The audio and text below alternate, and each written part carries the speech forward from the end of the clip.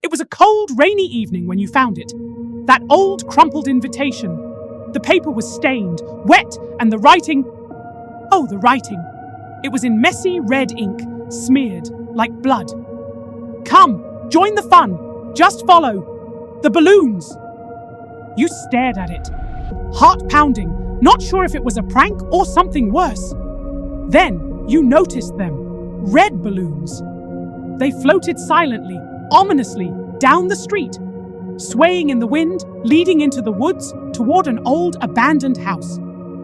Every instinct told you to turn around, go home, but something pulled you forward, step by step, closer, closer, the air growing colder, heavier with each breath you took.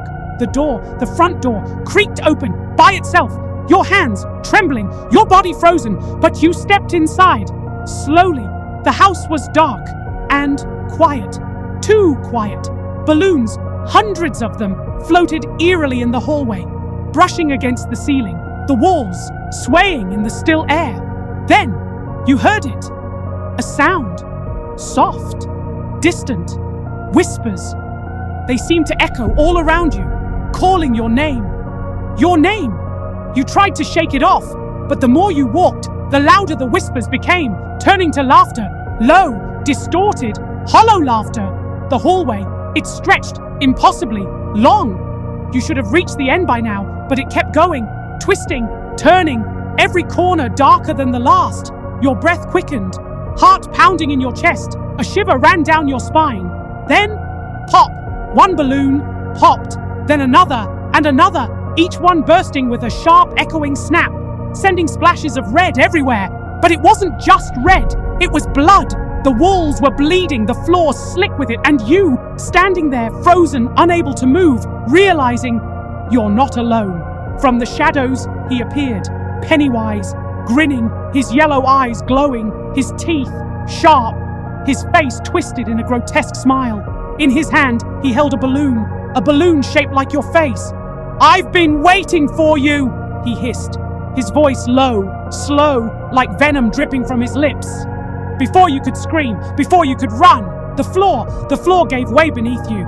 You plunged into the darkness, spiraling down, deeper and deeper into the abyss.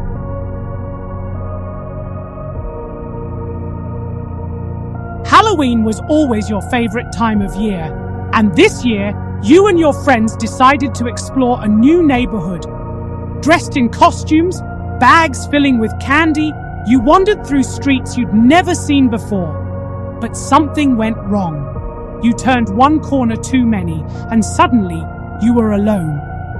The night grew darker, and as you wandered aimlessly, you found yourself at the edge of a jungle. Strange, thick vines crept along the ground, and towering trees loomed overhead. You hesitated, but decided to keep walking, drawn deeper into the jungle by the flicker of dim lights. There, hidden among the trees, was an enormous mansion. Its stone walls were covered in moss, and the windows were shattered and dark. A single lantern flickered near the entrance. As you stepped closer, you noticed the jungle was silent. No wind, no animals, just a deep, unsettling quiet. You walked inside. The mansion was cold, empty. Your footsteps echoed down the hall as you explored room after room, the shadows shifting unnaturally. Something felt wrong, like you were being followed. From the corner of your eye, you kept seeing flashes of movement, but when you turned, nothing was there. In one room, you found an old, broken mirror. As you stared into it, your reflection warped, twisting into something grotesque. Behind your reflection, you saw a figure. A clown. You turned, heart racing. There he was, Pennywise. His yellow eyes pierced through the darkness. His painted face twisted into a sickening smile. He took a step toward you, his laugh low and sinister. "You shouldn't have come here," he said, voice dripping with malice. Balloons began to float around him, their strings wrapping around your ankles, your wrists, pulling you closer. The jungle outside seemed to growl, as if the entire place was alive, responding to his presence. Pennywise stood there, illuminated by the dim light filtering through the broken window. His yellow eyes gleamed, cutting through the darkness like daggers. His twisted smile spread wider, revealing rows of razor-sharp teeth. The sight of him froze you in place, your mind screaming at you to run, but your legs felt like lead. "You shouldn't have come here," he whispered, his voice dripping with venom, as if the walls themselves echoed his warning. A red balloon floated from behind him, slowly drifting toward you, its strings swaying unnaturally. You snapped out of your terror-induced trance and bolted.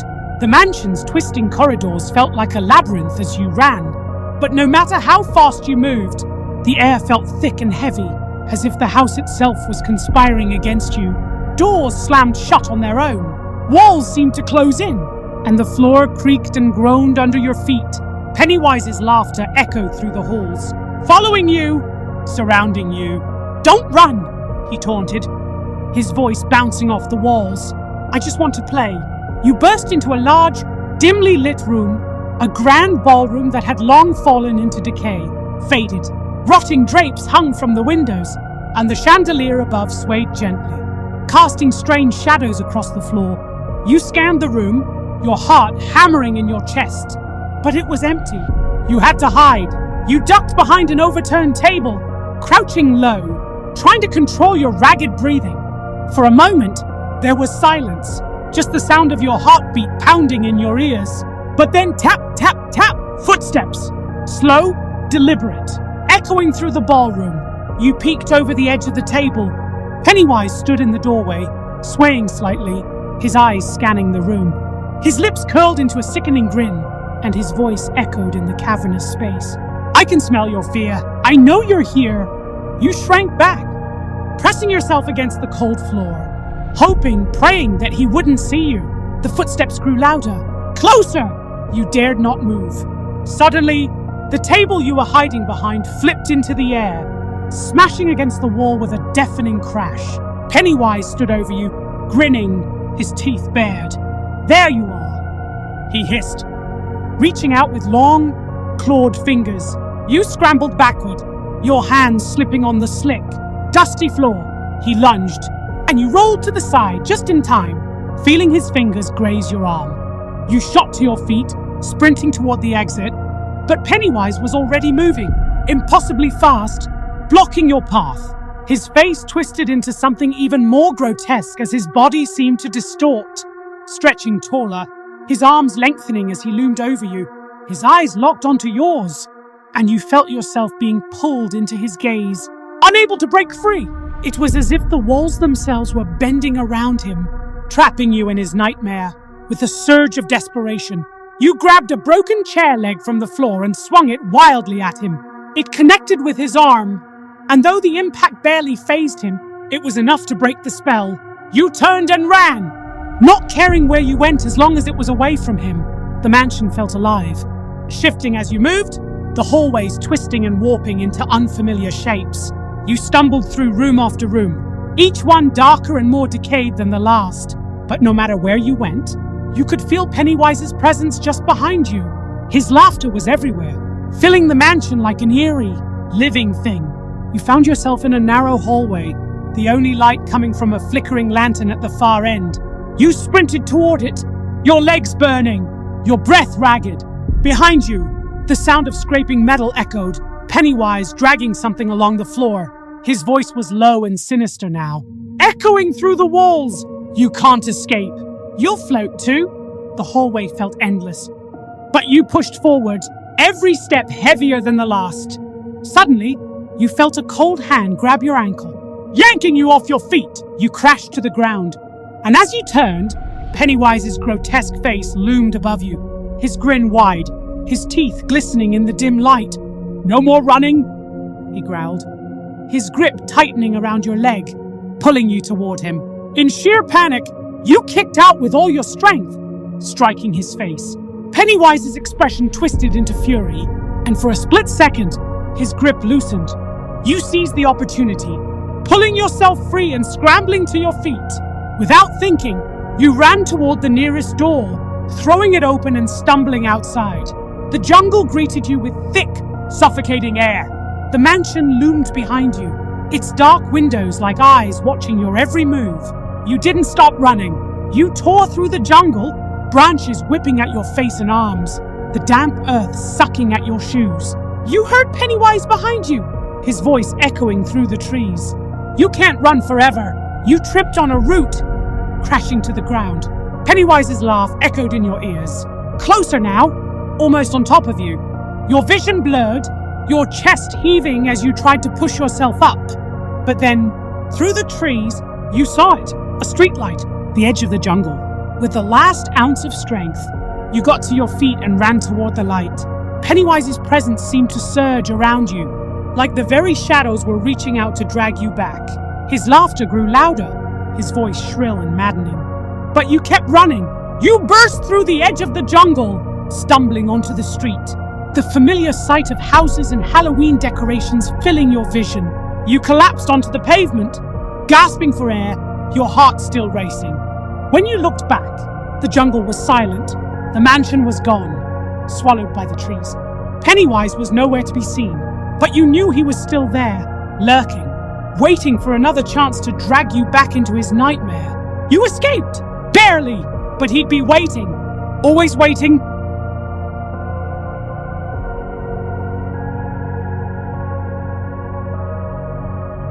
It was Halloween night, and you and your friends had ventured farther than usual, trick-or-treating down every street in town.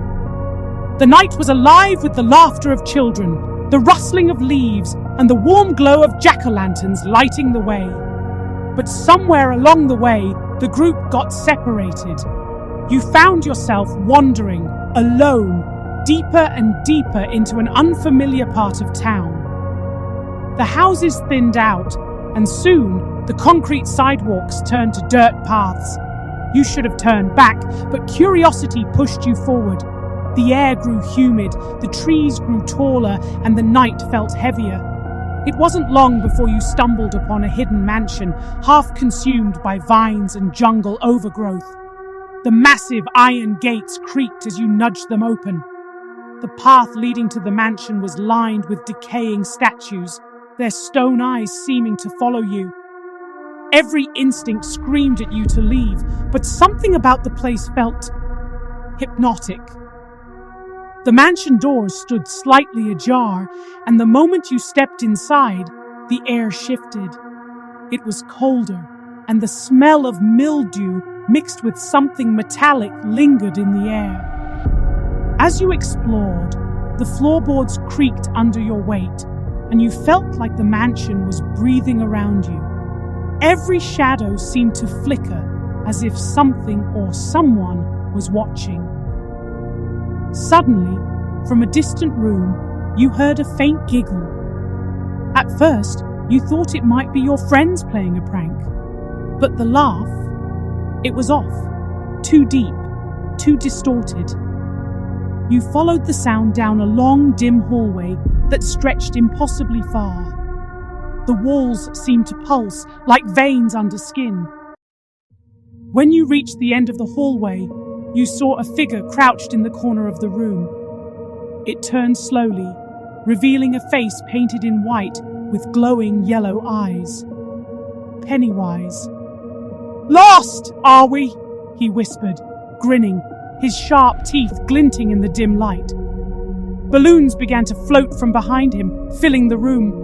Red balloons, dozens of them. He stepped closer, his laugh echoing off the walls, and the mansion itself seemed to close in around you. Pennywise took another step forward, the floor creaking under his weight. His grin widened, the corners of his mouth stretching unnaturally. You backed away, heart pounding, your legs feeling weak, but you couldn't stop staring at those glowing yellow eyes. "I've been waiting for you," he whispered again, his voice echoing in the large, decaying room. The red balloons began to drift closer, crowding the room, each one filled with an unsettling sense of dread. You took another step back, but the floor beneath your feet shifted. No, it wasn't the floor, it was the entire mansion. The walls groaned as if the house was alive, responding to Pennywise's presence, bending to his will. Suddenly, the floorboards behind you splintered, a massive crack opening up as if the house itself was trying to swallow you whole. You stumbled, nearly falling, but managed to catch yourself. Panic surged through you as Pennywise's laugh grew louder. It echoed, bouncing off the walls. Getting inside your head, you turned and ran. The hallway that once seemed so long stretched even farther now. The walls twisted and warped as you sprinted, your footsteps pounding against the wooden floor. Behind you, Pennywise's laughter grew louder, closer. You could hear the squeak of his shoes and the sound of his heavy breaths, as though he was right on your heels. You glanced over your shoulder for just a second, and there he was, his grotesque face contorted into something inhuman, his arms reaching out toward you. The balloons that had floated harmlessly before now seemed alive, chasing you, twisting and wrapping around your legs. You kicked them off and kept running, your lungs burning, your heart pounding so loud you thought it might burst. But no matter how fast you ran, the hallway stretched endlessly, your surroundings blurred, twisting in impossible ways. Doors appeared, but when you tried to open them, they led to nowhere, just walls or endless darkness. You were trapped in a nightmare, a maze created by him. You felt your legs growing weak, your pace slowing. Pennywise was getting closer. His voice whispered in your ear, even though he was still behind you. "There's no way out," he sneered, his laugh cutting through the silence like a knife. Just when you thought all hope was lost, you saw it, a flicker of moonlight. The front door, it was there, just ahead, barely visible in the shifting chaos of the mansion. You pushed forward with everything you had left, ignoring the pain in your chest, ignoring the fact that you could feel Pennywise's breath on the back of your neck. He reached out. You could feel his cold, twisted fingers brushing against your shoulder. But then luck, a stroke of pure luck, you tripped. You fell hard, your body hitting the ground with a thud. But your stumble caused Pennywise to miss. His clawed hands swiped at the air, just inches from your skin. Before he could recover, you scrambled to your feet and ran for the door, the balloons popping in rapid succession around you, creating a thunderous cacophony. With a burst of adrenaline, you threw yourself at the door. It was stuck, but you shoved it with everything you had, the wood groaning as it gave way. You tumbled out onto the steps, cold night air hitting your face like a slap. You didn't stop running. You tore through the jungle, the sound of Pennywise's laughter still echoing behind you, growing fainter as you moved farther and farther away. You didn't dare look back until you had cleared the trees and the mansion was lost in the distance. When you finally glanced over your shoulder, Pennywise was gone. The jungle was quiet, as if nothing had happened. But you knew better. You could still feel his presence, lingering in the back of your mind, watching, waiting for another chance to find you. But tonight, you escaped. By sheer luck, you made it out alive. For now.